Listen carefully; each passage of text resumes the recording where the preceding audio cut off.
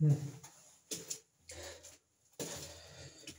Everyone, स्वागत है आप सभी का आपके इस खूबसूरत से चैनल में। तो हाँ जी बच्चों, आज की इस वीडियो में हम बात करेंगे क्लास 12 का चैप्टर 4 जिसका नाम है गतिमान आवेश और चुंबकत्व।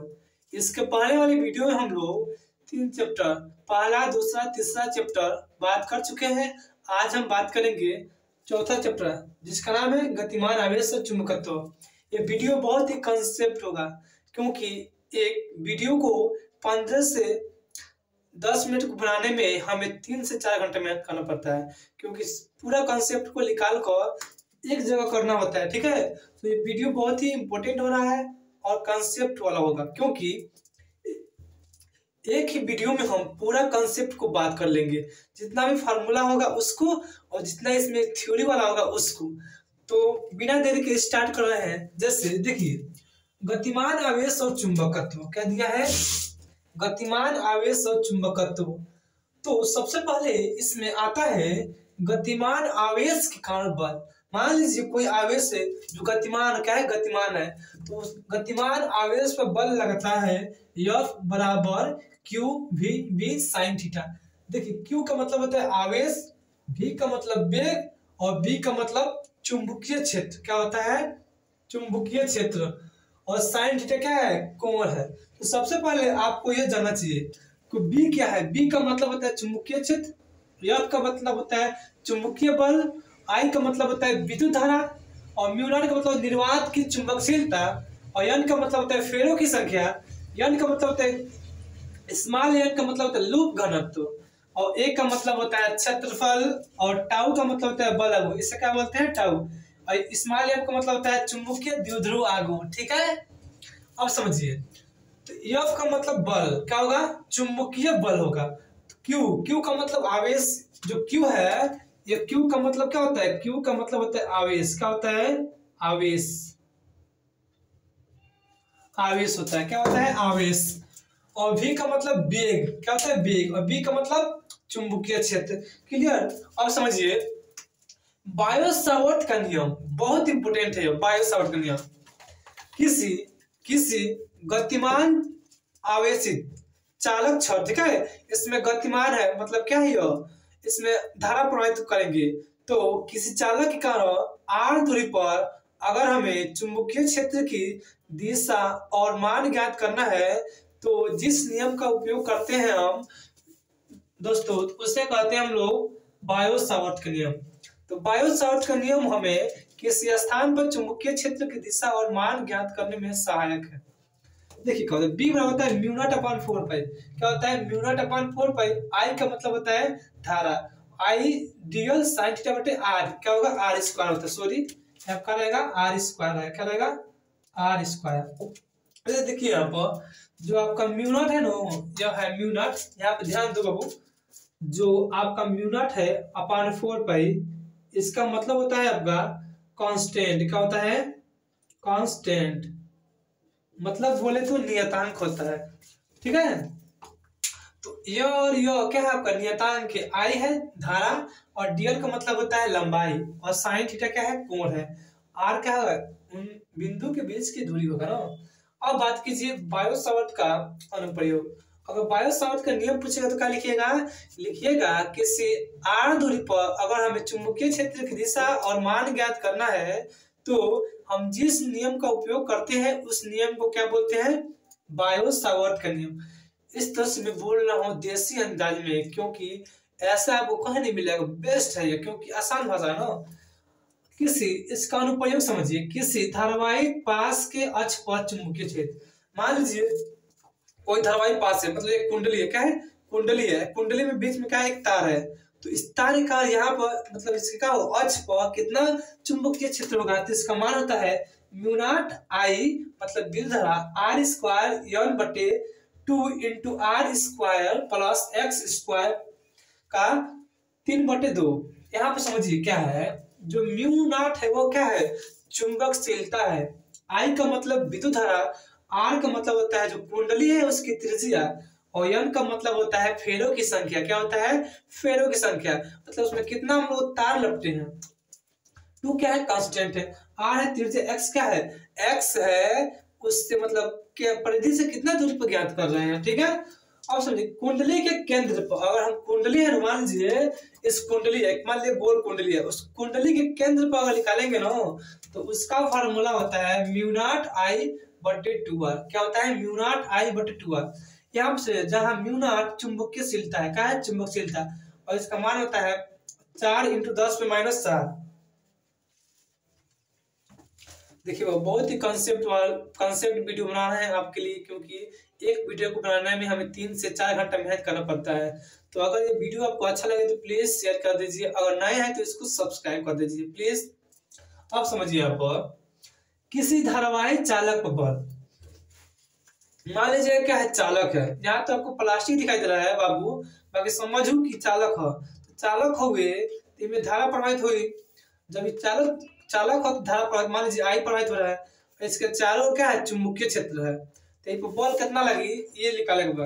देखिए किसी धारावाहिक चालक पर बल, तो I D I L B, I का मतलब होता है चालक में कितना धारा बहता है, एल का मतलब होता है लंबाई कितना बा, और बी का मतलब हो रहा है चारों ओर कितना चुंबकीय क्षेत्र बा, और साइन थीटा का मतलब होता है कोण कितना बन रहा है, ठीक है।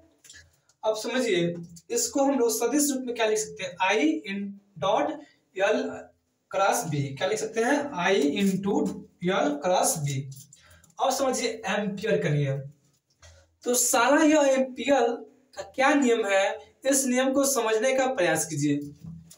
एम्पियर का नियम क्या होता है, तो किसी बंद पृष्ठ के चुंबकीय समाकलन का मान निर्वात की चुंबकशीलता और विद्युत धारा के गुणनफल के बराबर होता है। कहने का मतलब यह है ना, बी डॉट डी एल को बोलते हैं हम लोग चुंबक की समाकलन मान, किसके बराबर है, निर्वात की आपका चुंबकशीलता और विद्युत धारा के क्या है, गुणनफल के बराबर है। देखिए जो इसमें हम लोग धारा लेंगे ना वो बंद पृष्ठ से गुजरने वाला होगा, तो कोई बंद पृष्ठ है तो उससे गुजरने वाला जो धारा होगा वो लेंगे, ठीक है, उसके बाहर जाएगा वो नहीं लेंगे हम लोग। और परिनालिका के अंदर चुंबकीय क्षेत्र, मान लीजिए परिनालिका, तो सबसे पहले समझिए परिनालिका मतलब सोलेनॉइड क्या होता है, व्हाट इज सोलेनॉइड, तो किसी विद्युत रोध चालक पर पास तांबे के तार को लपेटने पर जो संयोजना हमें प्राप्त होता है उसे बोलते हैं परिनालिका। क्या बोलते हैं, परिनालिका। अब समझिए यन क्या है, लूप घनत्व है, क्या है, लूप घनत्व है।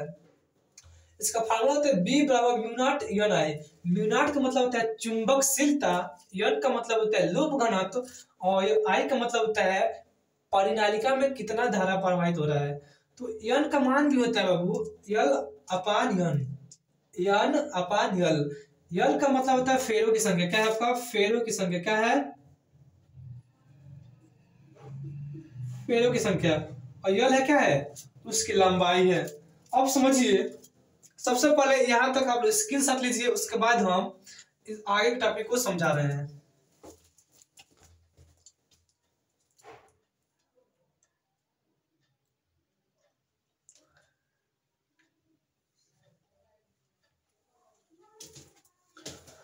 तो हाँ जी बच्चों ध्यान दीजिए, अब बात करें किसी धारावाहिक पास पर चुंबकीय बल लागू। तो बल लागू का मतलब क्या होता है, जैसे पंखा आपका है ना, तो पंखा को नचाने के लिए हमें वो कैपेसिटर लगा पड़ला, उसी प्रकार चुंबकीय क्षेत्र में वो बल आघूर्ण पैदा होला, ओका चलावे खातिर हमें एगो आघूर्ण चाहिए, एक बल चाहिए, उसे क्या कहते हैं हम लोग, बल आघूर्ण। इसका मतलब होता है, इसको हम दर्शाते हैं टाउ से, किससे, टाउ से। तो टाउ देखिए, टाउ का होता है n a b i. N का मतलब होता है फेरों की संख्या, और ए का मतलब होता है क्षेत्रफल, और बी का मतलब होता है चुंबकीय क्षेत्र, आई का मतलब होता है धारा, और साइन थीटा का मतलब क्या हुआ, बीच का कोण कितना है। एन है फेरों की संख्या, ठीक है। तो आपको याद रखने का तरीका क्या है, यहाँ ट्रिक बता रहे हैं, क्या बता रहे हैं, ट्रिक क्या है, आपको जब भी बल आघूर्ण को याद करना होगा तो आप याद कीजिएगा 9b। क्या याद कीजिएगा, 9b। क्या याद करना, 9b। क्या याद करोगे, 9b। जब 9b याद करोगे ना तो एन ए बी आई, यानी फेरों की संख्या ए क्षेत्रफल, बी चुंबकीय क्षेत्र, आई विद्युत धारा। कि मैं फिर भी तुमको चाहूंगा कि ठुकरा के मेरा प्यार इंतकाम में देखोगी, ठीक है। तो आज कह दीजिए, जो ठुकरा के गया है उसको दिखा दो कि अपने अंदर क्या तुम्हारे पास है। तो आज अकेले हो, कल जब आपका रिजल्ट आएगा ना तो सब लोग आएंगे, शोर होगा, जोर होगा, आपका मोर होगा। अब समझो यार, चुंबकीय द्विध्रुव। ससुरा ये चुंबकीय द्विध्रुव क्या होता है? इससे हम लोग स्मॉल एम से दर्शाते हैं। यन आई ए, यन का मतलब होता है फेरों की संख्या, आई का मतलब होता है विद्युत धारा और ए का मतलब होता है क्षेत्रफल, ठीक है। अब सोलेनोइड क्या होता है? टूरेनाइड क्या होता है? जब किसी परिनालिका को उसको हम मोड़ कर किसी वृत्त आकार के बना देते हैं तो वो संरचना क्या होता है? टोरॉइड कहलाता है। तो परिनालिका का विग्रह स्वरूप क्या है? क्या है? टोरॉइड है। क्या है? टोरॉइड है। क्लियर? यहाँ तक आपको समझ में आया है अच्छे तरीके से, तो प्लीज इसको अपने फ्रेंडों में इसको शेयर कीजिए, क्योंकि शेयरिंग इज केयरिंग, ये बहुत इंपोर्टेंट है। क्योंकि कम समय में समझिए चैप्टर 4 गतिमान आवेश और चुंबकत्व पूरा कंप्लीट है। इससे अधिक आपको नहीं पढ़ना है, क्योंकि इससे बाहर नहीं जाएगा। क्लियर? मक्खन स्वागत है। समझो आप